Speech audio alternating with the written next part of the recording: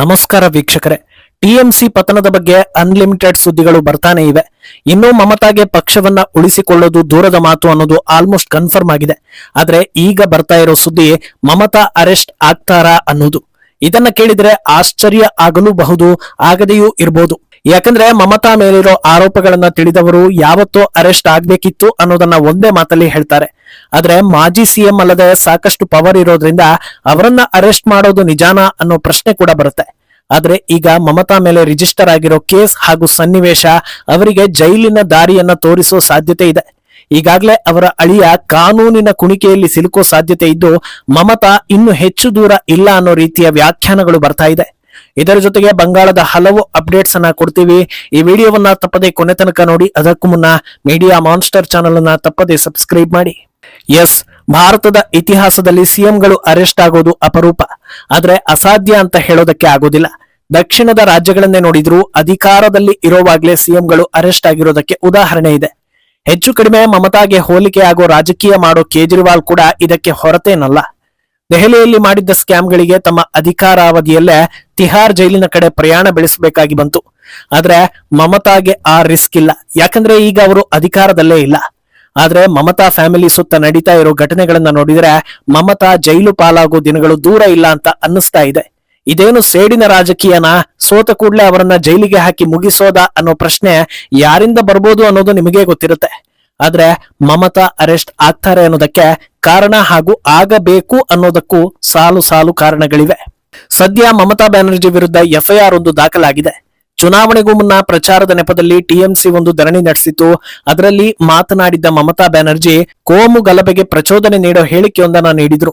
ಈ ಸಂಬಂಧ ಭಾರತೀಯ ನ್ಯಾಯ ಸಂಹಿತೆಯ ಸೆಕ್ಷನ್ 196(1), 351(2) ಹಾಗೂ 352 ಅಡಿಯಲ್ಲಿ ಕೇಸನ್ನ ದಾಖಲಿಸಲಾಗಿದೆ. ಹಾಗಿದ್ರೆ ಮಮತಾ ಅಂತದ್ದೇನು ಹೇಳಿದ್ರು ಅಂತ ನೋಡೋದಾದ್ರೆ, ಸಮಾವೇಶದಲ್ಲಿ ನೆರೆದಿದ್ದ ಹಿಂದೂಗಳನ್ನ ಉದ್ದೇಶಿಸಿ ಮಾತನಾಡಿದ್ದ ಮಮತಾ, ನೀವು ಇವತ್ತು ಆರಾಮಾಗಿದ್ದೀರಿ ಅಂದ್ರೆ ಅದಕ್ಕೆ ಕಾರಣವೇ ನಾವು ಅಧಿಕಾರದಲ್ಲಿರೋದು. ನಾವು ಮನಸ್ಸು ಮಾಡಿದ್ರೆ ಬರೀ 1 ಸೆಕೆಂಡ್ ಅಷ್ಟೇ ಒಂದು ಸಮುದಾಯ ಗುಂಪುಗೂಡಿ ಬಂದು ನಿಮ್ಮನ್ನ ಸುತ್ತುವರಿಯುತ್ತೆ, ನಿಮಿಷಗಳಲ್ಲಿ ನಿಮ್ಮ ಕಥೆಯನ್ನ ಮುಗಿಸಿ ಬಿಡ್ತಾರೆ. ಆ ರೀತಿ ಆಗ್ಬಾರ್ದು ಅಂದ್ರೆ ಬಿಜೆಪಿ ನಾಯಕರ ಮಾತು ಕೇಳಿ ಅವರಿಗೆ ವೋಟ್ ಹಾಕ್ಬೇಡಿ ಅಂತ ಹೇಳಿದ್ರು. ಒನ್ ಲೈನ್ ನಲ್ಲಿ ಹೇಳ್ಬೇಕು ಅಂದ್ರೆ, ಬಿಜೆಪಿಗೆ ವೋಟ್ ಹಾಕಿದ್ರೆ ನಿಮ್ಮ ಕಥೆಯನ್ನ ಮುಗಿಸ್ತೀವಿ ಅಂತ ವಾರ್ನಿಂಗ್ ಕೊಟ್ಟಿದ್ರು. ಆದ್ರೆ ಜನರು ವೋಟ್ ಒತ್ತಿದ ರೇಂಜ್ ಹೇಗಿತ್ತು ಅಂದ್ರೆ, ಈಗ ಮಮತಾ ಕಥೆಗಳು ಓಪನ್ ಆಗ್ತಾ ಇದೆ.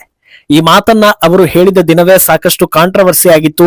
ನಮ್ಮ ಚಾನೆಲ್ ನಲ್ಲೂ ಈ ಗಂಭೀರ ವಿಚಾರವನ್ನ ಹಲವು ಸಲ ಪ್ರಸ್ತಾಪ ಮಾಡಿದ್ವಿ. ದಿನ ಕಳೆದಂತೆ ಅದರಲ್ಲೂ ಮಮತಾ ರಾಜಕೀಯವೇ ಮುಗಿತಾ ಇದೆಯಲ್ಲ, ಈ ಹೊತ್ತಲ್ಲಿ ಹಳೇದನ್ನೆಲ್ಲ ಯಾರು ಕೆದಕಬಹುದು ಅಂತ ಅಂದುಕೊಂಡಿದ್ವಿ. ಆದ್ರೆ ಕೆದಕೋ ಕೆಲಸವೂ ಆಗಿದೆ, ಎಫ್ಐಆರ್ ಹಾಕೋ ಕೆಲಸವೂ ಆಗಿದೆ. ಸಿಎಂ ಅನ್ನೋ ಜವಾಬ್ದಾರಿಯುತ ಸ್ಥಾನದಲ್ಲಿ ಇದ್ದಾಗಲೇ ತಮ್ಮದೇ ರಾಜ್ಯದ ಜನರಿಗೆ ಕೊಲೆ ಬೆದರಿಕೆ ಹಾಕ್ತಾರೆ ಅಂದ್ರೆ ಅದು ಯಾವುದೇ ಆಯಾಮದಲ್ಲಿ ಕೇಳಿಸಿಕೊಂಡು ಮರೆತು ಬಿಡೋ ವಿಚಾರ ಅಲ್ಲ. ಅಲ್ಲದೆ ಬಾಯಿ ಬಿಟ್ರೆ ಪ್ರಜಾಪ್ರಭುತ್ವದ ಮಾತುಗಳು, ತಮ್ಮ ಅಳಿಯನ ಮೇಲೆ ನಡೆದ್ರೆ ಮಾತ್ರ ಹಲ್ಲೆ, ಉಳಿದವರ ಕತೆ ನಮಗೆ ಯಾಕೆ ಅನ್ನೋ ರೀತಿಯ ಮನಸ್ಥಿತಿ ಕಾನೂನಿನ ಮೂಲಕ ಪಾಠ ಕಲಿಸೋ ಸಮಯ ಬಂದಂತಿದೆ. ಅಂದಹಾಗೆ ಈಗ ಅಸಲಿ ಆಟ ಸ್ಟಾರ್ಟ್ ಅನ್ನೋ ಹಾಗೆ ಇದು ಕೇವಲ ಆರಂಭ ಎನ್ನಿಸ್ಕೊಳ್ತಾ ಇದೆ. ಇಷ್ಟು ದಿನ ಅಧಿಕಾರ ಕೈಯಲ್ಲಿ ಇದ್ದಿದ್ರಿಂದ ಯಾರು ತಮ್ಮನ್ನ ಟಚ್ ಮಾಡದ ಹಾಗೆ ಎಲ್ಲವನ್ನೂ ಹದ್ದುಬಸ್ತಲ್ಲಿ ಇಟ್ಕೊಂಡಿದ್ರು. ಆದ್ರೆ ಈಗ ಅಭಿಷೇಕ್ ಬ್ಯಾನರ್ಜಿ ಸಿಗ್ನೇಚರ್ ಫೋರ್ಜರಿ ಕೇಸ್ನಲ್ಲಿ ತಗಲಾಕೊಂಡು ವಿಚಾರಣೆಯನ್ನ ಎದುರಿಸ್ತಾ ಇದ್ದಾರೆ.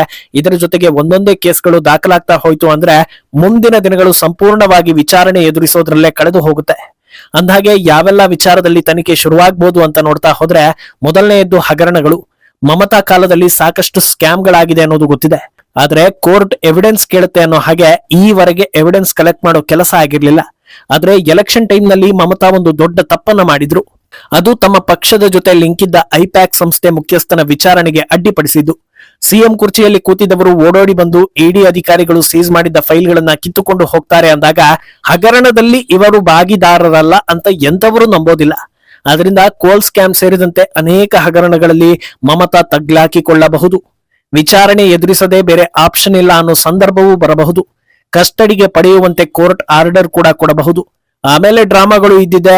ಅಧಿಕಾರದಲ್ಲಿದ್ದಾಗಲೇ ಡ್ರಾಮಾ ಮಾಡ್ತಾ ಇದ್ದವರು ಈ ರೀತಿ ಸಿಚುವೇಶನ್ ಬಂದಾಗ ಬಿಡ್ತಾರಾ ಅನ್ನೋ ಪ್ರಶ್ನೆ ಜನರ ಕಡೆಯಿಂದ ಬರ್ತಾ ಇದೆ. ಇನ್ನು ಅರೆಸ್ಟ್ ಭೀತಿ ಕೇವಲ ಸ್ಕ್ಯಾಮ್ಗಳ ವಿಚಾರದಲ್ಲಿ ಮಾತ್ರ ಇರೋದಲ್ಲ, ಕ್ರೈಮ್ ಕೇಸ್ಗಳು ಮಮತಾ ಬೆನ್ನನ್ನ ಬೀಳಬಹುದು. 2026ರ ಎಲೆಕ್ಷನ್ ಸೋಲ್ತಾ ಇದ್ದ ಹಾಗೆ ಬಂಗಾಳದಲ್ಲಿ ಚುನಾವಣಾ ನಂತರದ ಗಲಭೆಗಳು ನಡೆದಿವೆ. ನಮ್ಮ ಜನರ ಮೇಲೆ ಹಲ್ಲೆ ಆಗಿದೆ, ನ್ಯಾಯ ಬೇಕು ಅಂತ ಡ್ರಾಮಾ ಮಾಡಿದ್ರು.